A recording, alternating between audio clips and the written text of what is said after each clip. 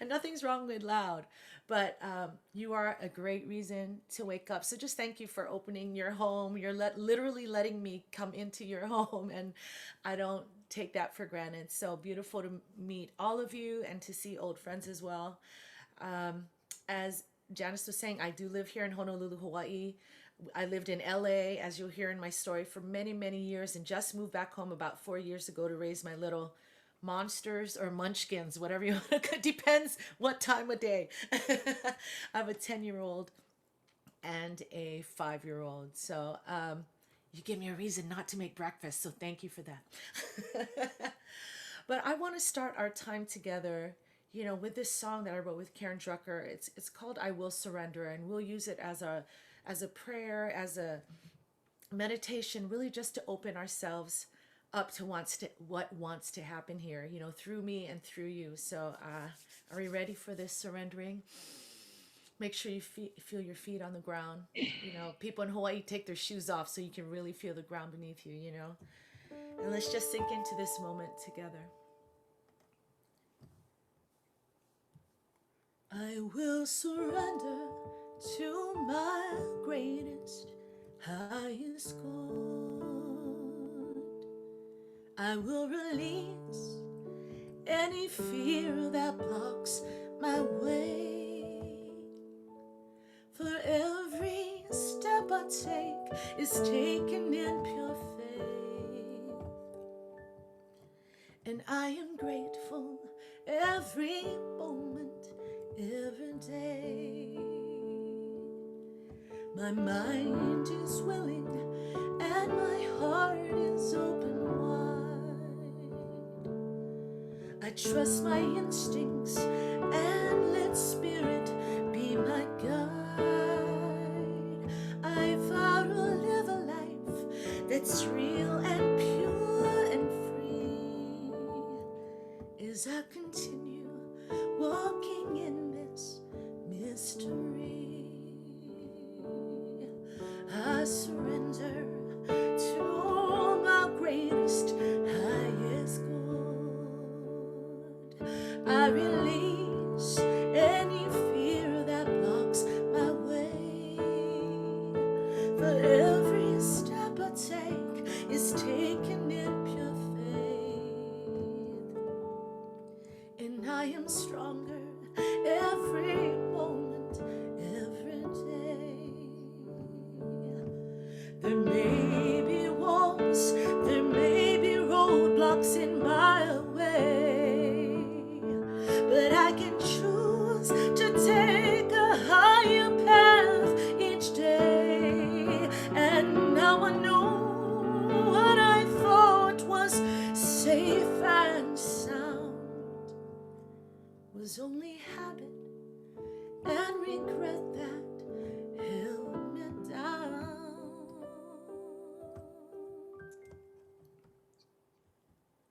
I surrender to my greatest, highest good.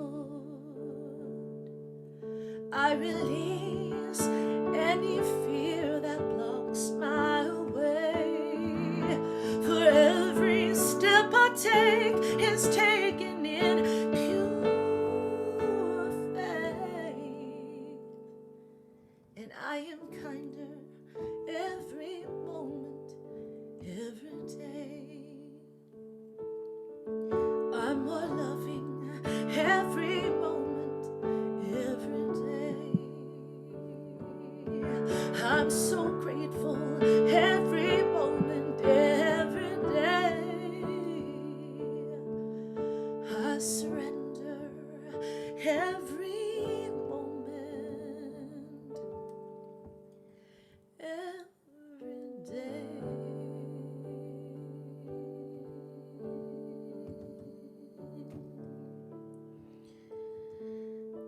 So right here, right now, we do surrender. We soften our hearts.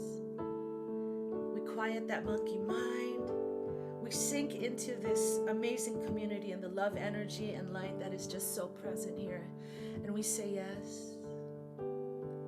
We might not even know what we're saying yes to, but it doesn't matter because we know if Spirit's involved and how can it not be? It's going to be sweet. It's going to be greater than we ever imagined.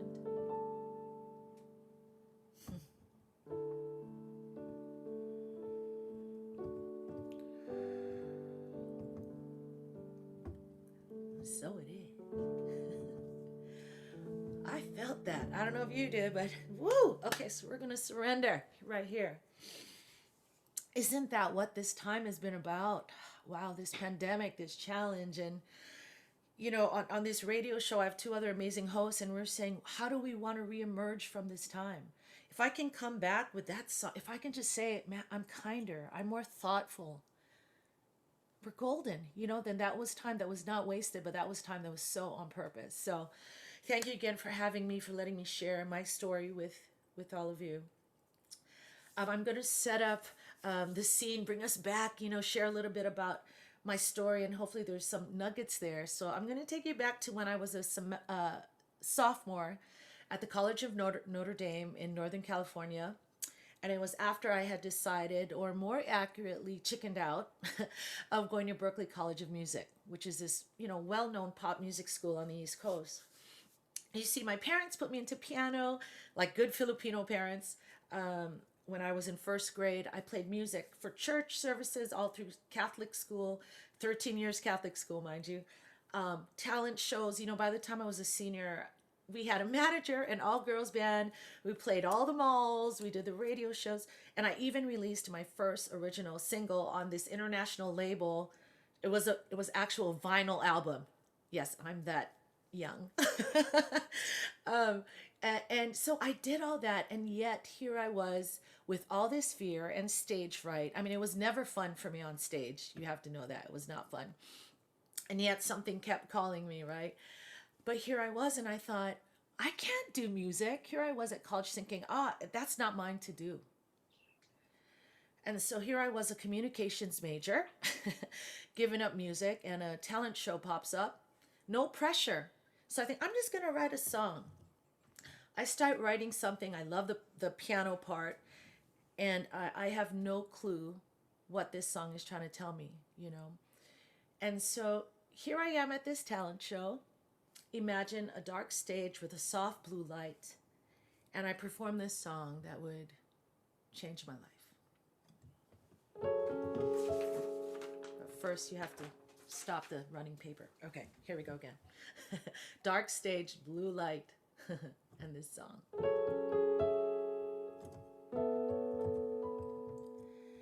Can you hear the little voice quiet now? So tired telling you to reach into that heart of yours. Don't ignore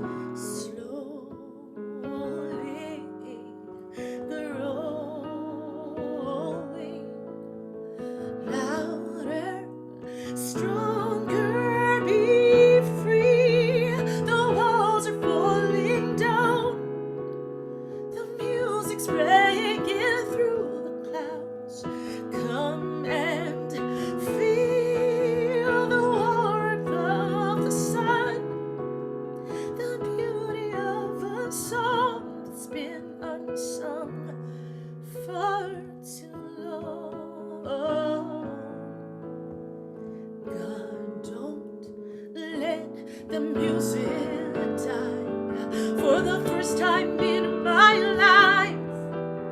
I'm drowning in all the joy, the rapture. This moment is mine. Be free. The walls are falling down. The music's breaking through the clouds. Oh, won't you come and feel the warmth of the sun, the beauty of the song that's been unsung for too long. This moment is mine.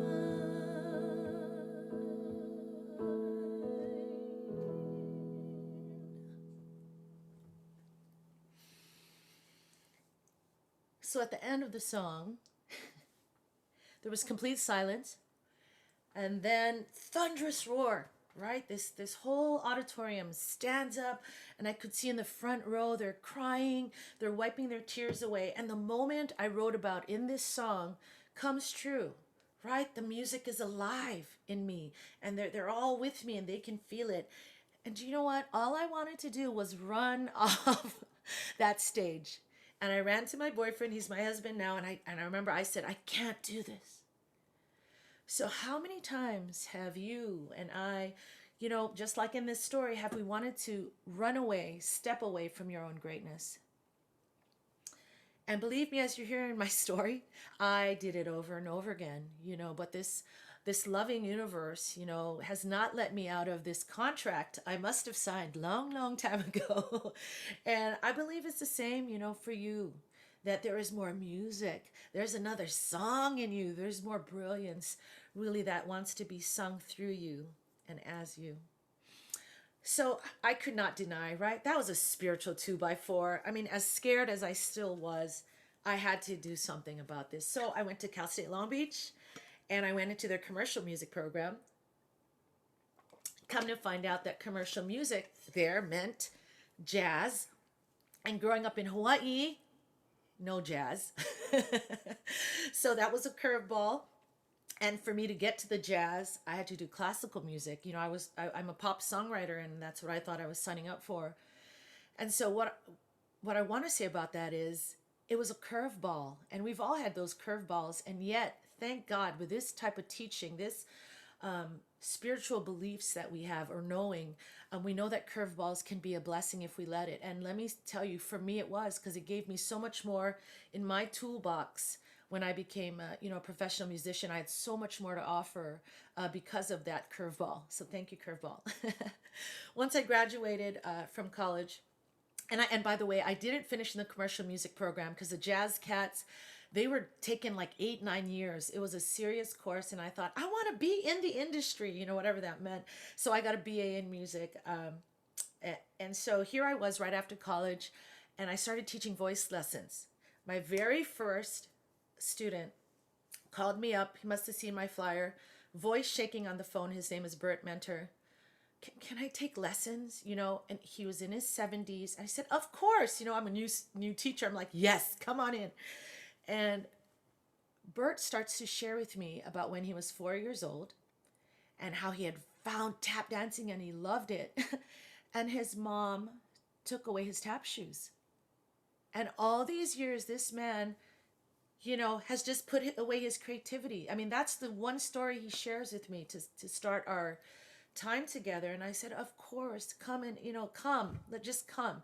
He shows up. He has emphysema, so he doesn't breathe very well. He has one tooth, I think because he smoked a lot. When I played this note, he sang that note. He brought all his Elvis Presley songs, and he could not make it through any song because he was just overwhelmed, with emotion. And I remember thinking, what am I going to do? How do I teach this man? And thank God we both had it in us to just keep showing up, right? That's another spiritual teaching right there. Just keep showing up. We did. And you know what we found out? This man, Bert, was a really good songwriter.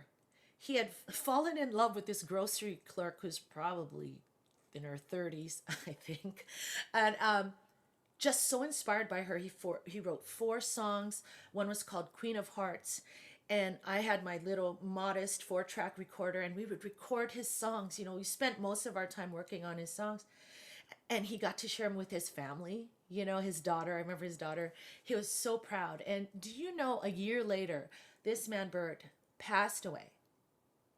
So he came that close. It's so dramatic, I know, but I have to share it because he came that close to not sharing that song that was in him. So thank you, Bert. You know, that story alone has opened up, or, you know, inspired many other people, I think, to listen, to take back their tap shoes. So while I was teaching, I had the courage to start auditioning, and I'm in Los Angeles now. And so, yes, I did the Disney cattle calls. I did the Miss Saigon, you know, those tryouts. I don't know why. I tried everything, even Grand Ole Opry. You know, that goes to show you, like, you have to know who you are. I'm not Grand Ole Opry, but I tried anyway.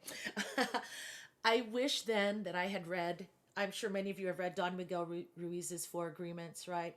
Man, I wish I had that book. What's one of those agreements? Not to take things personally. Well, with all the fear in me and all that, I took everything personally. And so it was 2 months in. I quit. And I go to Michelson Laboratory. I'm a file clerk. You know, I'm a go-getter though. I have fear, but I'm a go-getter. So 6 months later, here I am. I'm assistant to the vice president. And I had planned the company picnic, right? There's 200 people. And I remember it was summer, and I'm watching the scene play out in 100-degree weather. They're playing potato sack race and the egg, whatever, the egg race with a spoon. And have you had that feeling when you're just looking at your life and you're like, I have a feeling they're supposed to look different, you know? And I just caught a glimpse that it just didn't, it was fun. Those people were beautiful, but it just didn't feel like it was mine to do. So I auditioned again. And my first real professional job I got, I was so lucky. It was part of a girl group. We sang We Are Family, you know, We Are Family. And we were flown to Taj Mahal in Atlantic City. I wore pink pleather jacket and, you know, the fishnets. Oh my God, we had dancers. Mind you, it was for a big Vietnamese concert. All these stars were there, right? And I'm feeling insecure already because, you know, my partner was this gorgeous, you know, gorgeous, I don't know, she was just a gorgeous girl. I don't know what maybe she's Korean. And so here we are in the backstage getting our makeup done. And they're doing Sonia's face, you know, and she's my partner. They're like, Sonia, all the makeup artists, you're just so beautiful. You know, they're going on and on and on, you know. And then they do my makeup. Oh, and by the way, my name isn't Faith. I look in the program and my name is Laura because they can't say Faith. You know, you know how like the universe gives you back what you think, you know, of you, you know. So I was getting it in equal measure, right? All my insecurity. So my name is not Faith. My name is Laura. And they you know, they're doing my makeup and then they say, oh, you can sing. And, you know, that was a compliment, probably, but I took it as you're not the beautiful one, you know? And so it just shows you how powerful really how our mindset is, and it informs our whole experience, you know? So yeah, but it was a great gig. I can look back and say, that was an amazing first job. Okay. Well, the second job I got, I was a keyboard player for an Interscope recording artist. His name is Xavier. And we went on tour, and I thought he was going to be the next Prince. He was very eccentric, and so that's how we played House of Blues LA to House of Blues Louisiana. And he rarely talked to me, even though we're on this RV, because he's just so eccentric. But one concert out in Oregon, Portland, we run back onto our RV, and he's all, you know, sweaty from the show, and he just plops right next to me, and I'm like, hello. and he says, Faith, you got to do your own thing. That's all he says.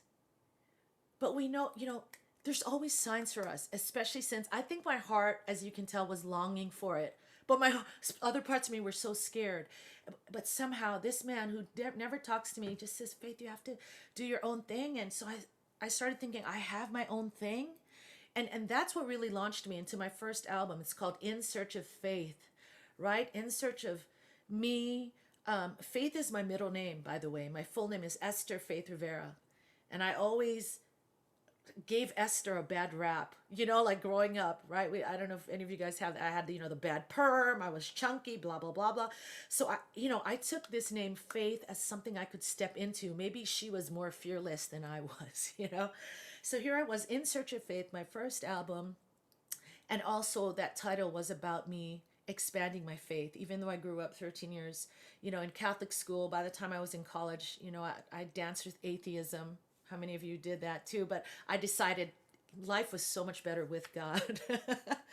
But I started reading Neil Donald Walsh's Conversations with God. Anybody else out there? Those books were so profound for me because, to hear that there's only one God, no matter what, to hear that that one God lives in and through and as me. I mean, mind blown, right? Heart opened. And it gave me more responsibility, or all the responsibility for my experience. So with that responsibility, my husband, who's always supported me in his many ways, has that serious money talk that I'm assuming people have with artists. Saying, honey, if you're going to do this thing, you have to be able to have consistent income and contribute to the family. And I didn't value it then, but I value it now because it put me on a serious path. I joined the union. That means all those singers you hear on TV and film doing the, in the background. I joined the union there, SAG-AFTRA. I learned sight singing. I was making a vocal demo. I was on it. I was going to do this. And yet my spiritual path was calling me. Neil Donald Walsh was holding a free retreat in Oregon called Humanities Team for all the people that wanted to live these principles on the ground in real life. And I thought, I want to go to this. I want to go. I tell my husband, and he, and it's a weird thing for us. It was at left field, and he said, okay, if you want to go to this weird thing, we have to use the money you've been saving to replace your college keyboard. So, I'm kind of deciding, okay, music or this. And then he said his other condition was, and you have to take me. So we chose the weird thing. And we went to this conference retreat. And not only did I get to meet Neil Donald Walsh and Barbara Muggs Hubbard and all these amazing teachers, that I would end up working with and supporting, their work in some events. I met, what I like to say, all of you, I met people that had open hearts, people that cared about making the world a better place, people that wanted to be love in action. I mean, it meant so much to me. And I remember being in that audience and Neil Donald Walsh, I swear, I felt like he walked straight to me and he said, what if you're the first domino to fall? And it took my breath away. I didn't even know what it meant, but I'm like, first domino to fall. And what I got from that is, what if we have to keep saying yes to the next thing that's calling you, next thing that's calling you. So then you have all these dominoes falling, right? And then it's this irreversible chain of love, of amazing events. And that's what I really got in that moment, being with this group, is that we all need to play our part. We can't just put our tap shoes in the closet just because maybe someone took it away and be like, oh, I'm done with that, And it doesn't have to happen in huge ways. These are subtle callings that are, I don't know, go walk in nature. Hey, maybe you're anyway, well, I'm dwelling off my topic, but you get my point, is that we each have a part to play. In this humanities team, we had breakout groups, right? Or not, actually we had partners, and I was partnered with Guy. His name is Guy. And they asked us, how can you serve? Well, I was all like lit up, so of course I went first. I do music and, just what I love, inspiring through art. And so I'm telling him all this and he's going, oh, yes, yes, yes. And I said, Guy, what about you? How do you serve? And Guy started to say, well, I definitely can't sing. I don't play music. I don't cook, and then the list starts getting longer.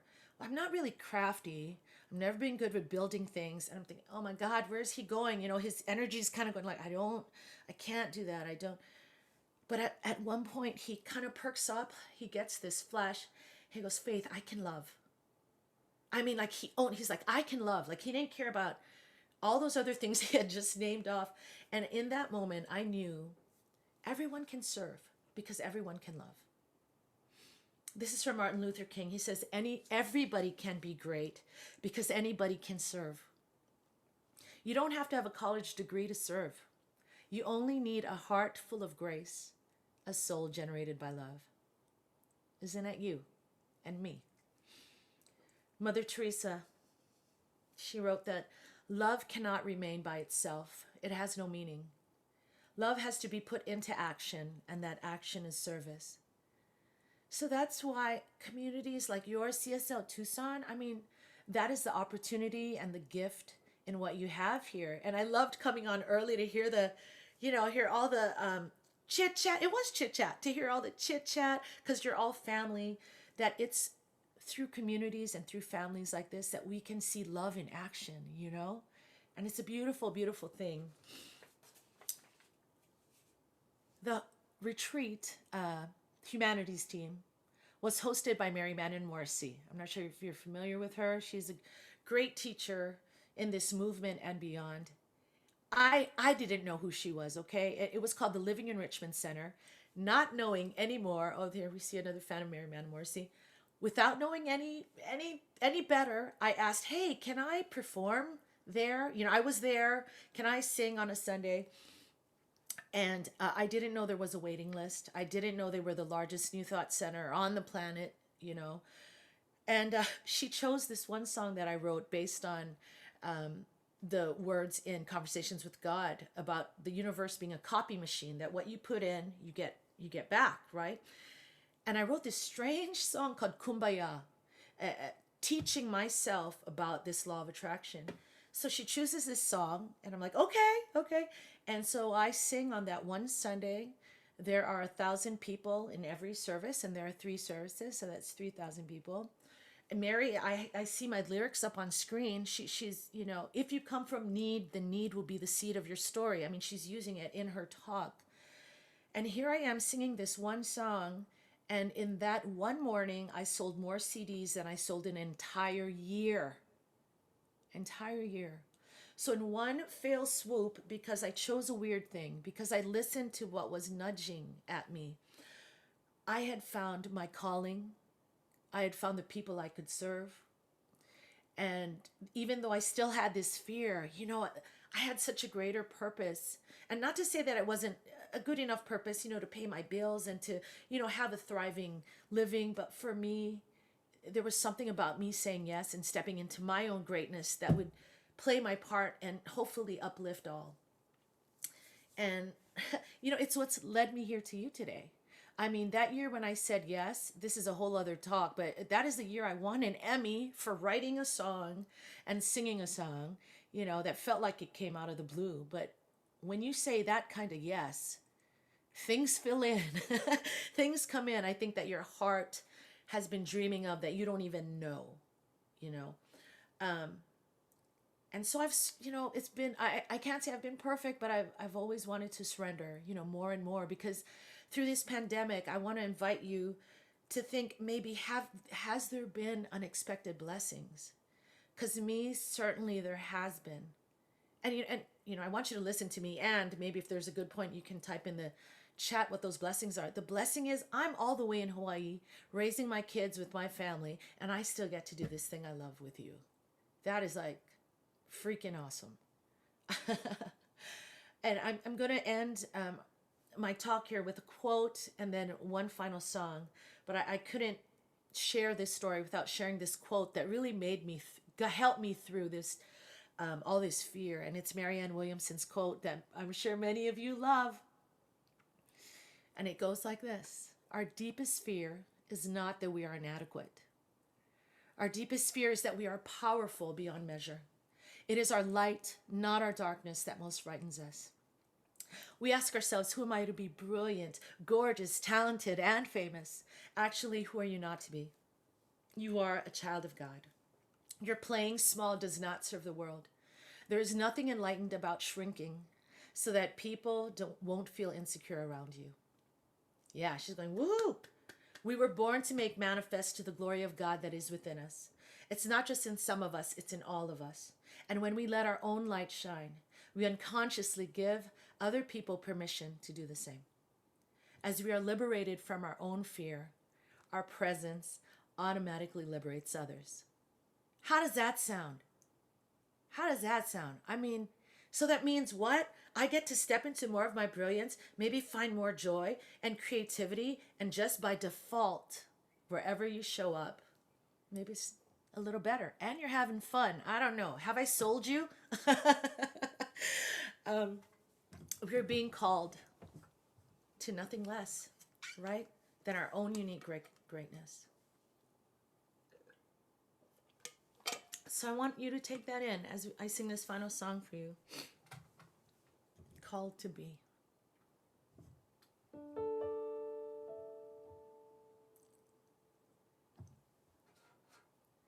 I am called to be a healer for all humanity. I'm called to be a dreamer, believe in what can be. I am called to be a maker, be an instrument of peace. I am called to be a giver, of abundance I receive. I am called to be a prayer, living out the truth I seek. I am called to be everything. I am called to be, called to be the glory here on earth so all might see. All the love and all the beauty that shines in you and me. I am the living, breathing God, and you are one in me. Yes, we're called to be.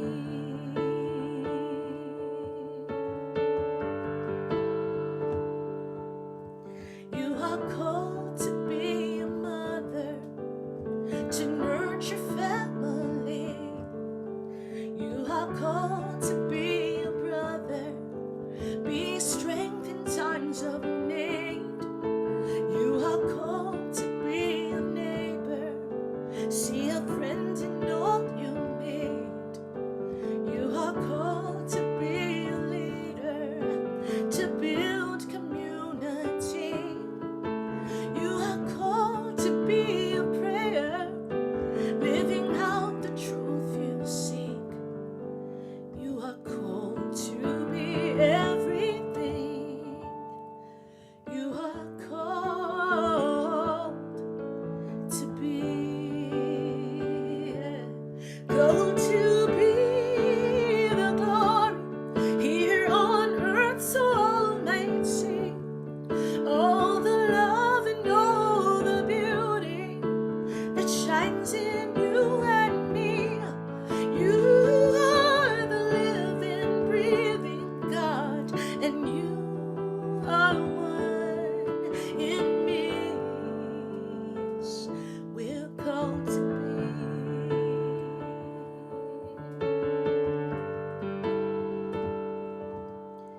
We are called to be the kindness, set the brokenhearted free. We are called to be forgiveness, where pain has run too deep.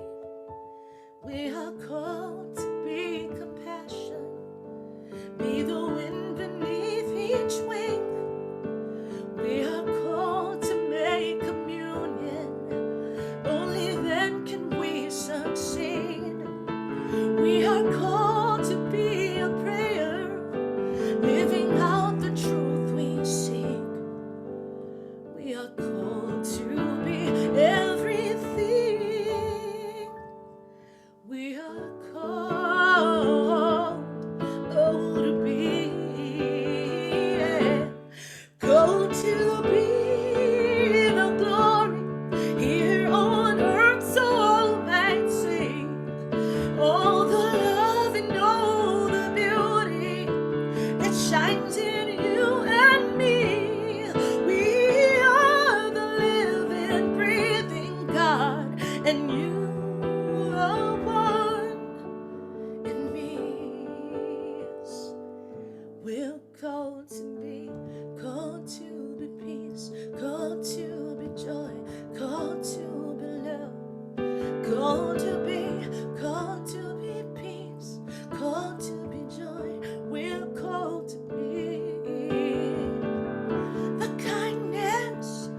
forgiveness, compassion, called to be.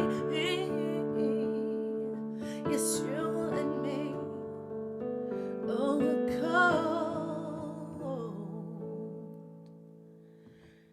to be.